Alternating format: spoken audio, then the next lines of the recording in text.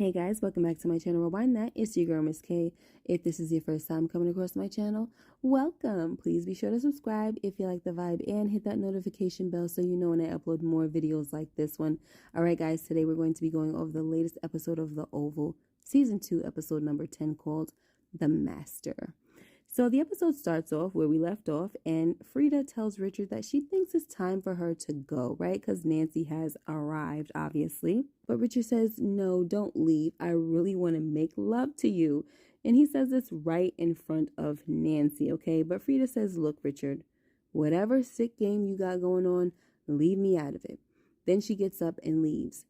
So Nancy sits across from Richard now, and he tells her that showing up there ain't gonna stop nothing because there's a list of women that he wants to sleep with, okay? Because they wanted to sleep with him before, but he was busy being faithful to her.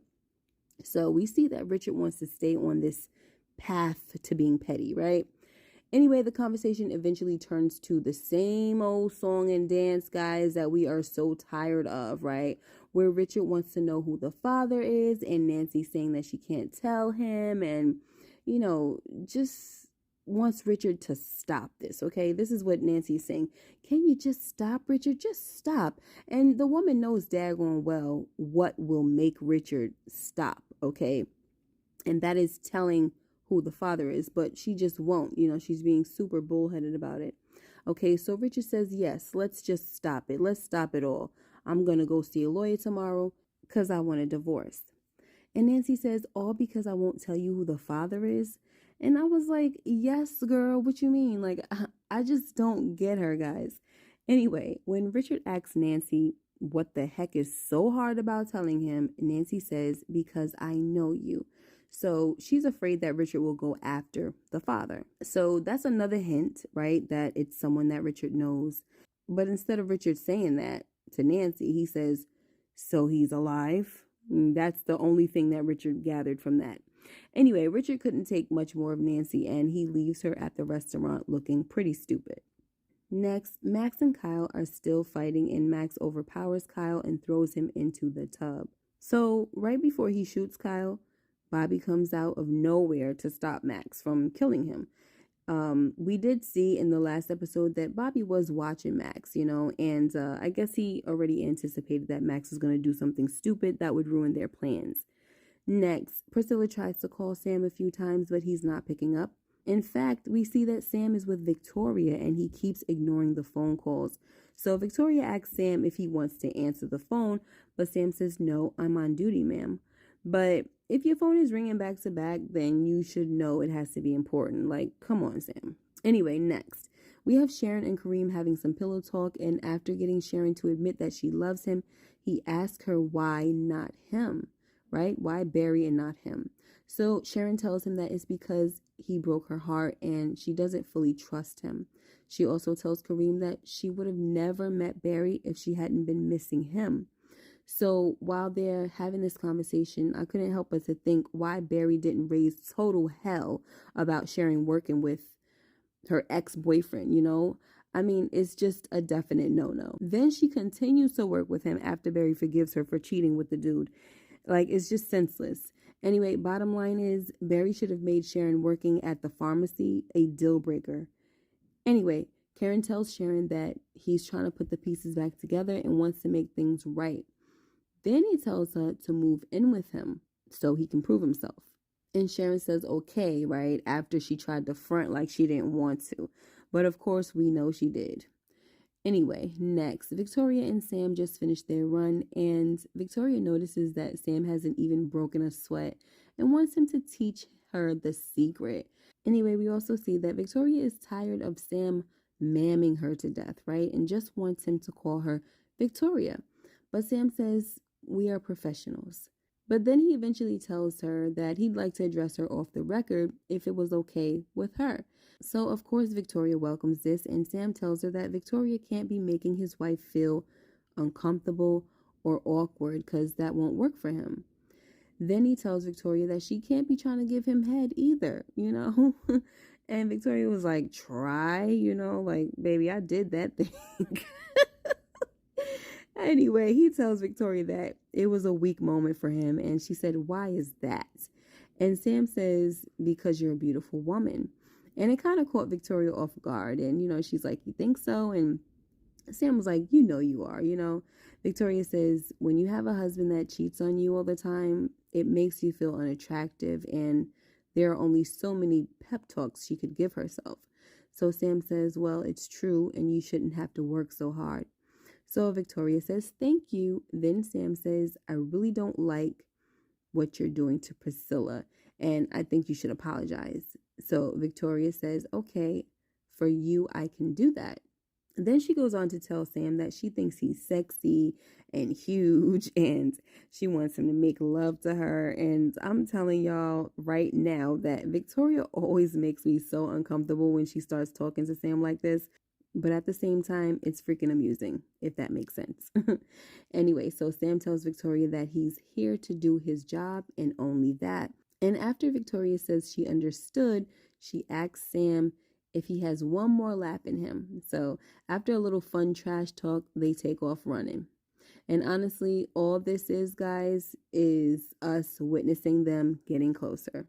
Next, Barry gets a message from someone that says they know where Callie is. So Barry calls the number and speaks to a man named Deacon, and he tells Barry that he saw his daughter with Ruth in Rockwell, Virginia. When Barry tells Deacon that Ruth is dead, knowing daggone well that she isn't, Deacon says Ruth isn't dead and you know it. That was a girl named Nisi who looks like Ruth, and they put a tattoo on her to try to trick you. But they're so stupid, they don't know nothing about DNA, right? Anyway, Deacon tells Barry that his own daughter is there as well, and he'd like to meet up with him. But Barry keeps saying that he doesn't want to meet up with the guy, and if anything, that the guy should come to his house. And I'm like, no, Barry, you definitely do not invite a stranger to your house, okay? But anyway, Deacon tells Barry to meet him at Douglas Park at midnight, and if he doesn't show up, he's going to leave. He also tells Barry that if he gets the cops involved, they will kill his daughter. Now, in my opinion, Barry should have picked the location instead of telling the guys he's not going to meet with him. Like, come on now, the guy has a lead on your daughter and you're refusing to meet. Anyway, these are the things that was going on in my mind before I saw the rest of the episode. But anyway, I get being cautious, but if that's the case, Barry should have played it differently, have the guy meet him at the place of his choosing. Next, after all that running, Victoria decides that she wants to reward herself with some ice cream. And even though she told Sam earlier that she understands that he's only there to do his job, she still tells Sam that she likes him and that she likes him ever since he practically drags her to the basement with that bass in his voice, okay, the day of the scare. She says, that's when it all started for me, when you made me feel safe. And Sam tells her that she is safe and he would never let anyone harm her. So Victoria says, I know, that's the job, right? And Sam says, well, it may be a little more than the job. So Victoria was like, do you like me? And Sam says, why can't we just leave some things in the air, Victoria? And y'all already know, Vicky is not trying to leave nothing in the air. She got to say everything. And she says it too. She says, I like for things to be said. Anyway, long story short, guys, Victoria thanks Sam for coming and making her feel better. Then she gives him a hug and leaves. And we see Sam adjust his area down there, okay, because Victoria obviously gave him a little rise. Then on his way out, Alfonso tells Sam that he turned the cameras in the kitchen off and that Priscilla called 8 times and said it was an emergency. So Sam calls Priscilla back and leaves a message. Next, we're going to just graze over Hunter and Ellie's sex scene because I'm over them and I can't stand neither one of them, right? But we do see that Hunter plans on turning Ellie into Denise 2.0. Anyway, next, Sam comes home to find Priscilla just staring into space, and she tells him that Jean is dead. She then explains to Sam everything that happened and that Greg is dead as well, and that she knows they're trying to pin the whole thing on him. Sam tells Priscilla that he knows something is wrong because things are not adding up with the signing in and out. Then Priscilla says that she knows Creepy Jason is the one who killed Jean, but Sam says, I know you don't like the first family. Then Priscilla was like, are you kidding me right now? And then she starts to say, anyway, where were you? I was calling you. So Sam tells her that Victoria wanted to go for a run. So, of course, Priscilla was not happy with this. And she's like, oh, the bee wanted to go for a run. So a nigga ran. Like she was just being all funky about it. Then the news comes on and it's about Jean and her boyfriend. And of course, they're calling it a murder-suicide. They even report that witnesses say they heard Greg yelling in a jealous rage, then heard him crying, saying that he killed the love of his life.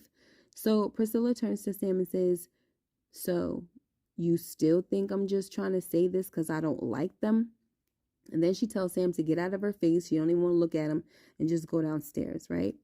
Next, Lily finally calls Bobby, and they had to act like they were just, some lovers who had to stop seeing each other, all because Bobby knew that the infamous they were listening. Next, Kyle asks Dale if he was able to get a look at the guy who attacked him, and Dale says, "I don't know, he was blonde and I guess he had blue eyes." So Kyle has Dale pull a picture of Max out of the drawer and asks Dale if this was the guy, and Dale says yes. Also, I was surprised when Kyle told Dale that he was Secret Service. I thought that was supposed to be a secret. Anyway, next, creepy Jason comes into Alan's office and tells him that he can't sleep, when Alan asks him what he was doing up. Creepy Jason also tells Alan that he likes to follow his father around the White House and pretty much watches him as he bangs broads. Then he tells Alan that he's having sex with a whore from the press secretary's office right now and asks if Alan would like to see it, because he has the master key. So Alan says, "Yes, I would like to see." So next thing we know, Alan opens the door to Ellie's office and sees her on top of Hunter, biting and grinding, okay? And Ellie definitely looked embarrassed, but Alan can't be surprised. He already called Ellie out for being a slut, so there. Next, we get to the last scene where Barry meets up with Deacon, and he wants to know if Barry came alone, and Barry says yes. Now, where is my daughter? So Deacon opens up the van and pulls out this heavy-looking bag, throws it to the ground, and says, "In there." And that is how the episode ended, guys, and I'm really confused at this point because I want to know what kind of games Deacon is playing. Like, why call this man here to play games? All right. Anyway, that's the video for today, guys. Let me know what you guys thought of this episode. And please make sure you like, comment, and subscribe if you haven't already. And hit that notification bell so you know when I upload more videos like this one. Until next time, you guys take care and be blessed. Bye-bye.